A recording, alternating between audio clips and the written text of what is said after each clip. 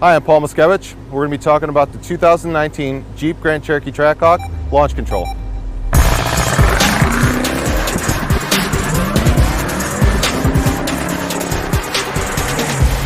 Here we are in the 2019 Trackhawk. We're going to be going through the launch control feature. It basically sets up the vehicle to optimize your 0 to 60 in quarter mile times. It preloads the front axle and then maximizes the amount of torque across the rear axle.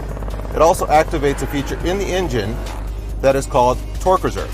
Basically, it's going to preload the engine manifold to get maximum torque right off the start.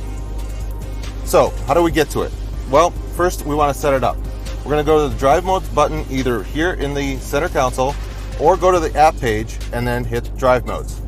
It's going to bring you to the main drive mode default screen.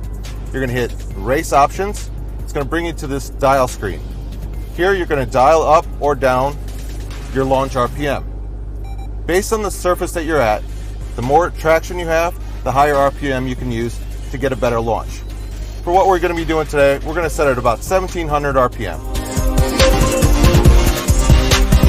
Alright, so now that we've got launch control set, we have to actually start using it. We're going to put the vehicle in drive. We're on flat, level ground. Vehicle's pointed straight. We're going to activate launch control. Same screen, there is a soft button in the radio that activates it, or there is a quick button here at the center console as well. Left foot all the way down to the floor on the brake. Right foot goes to the throttle.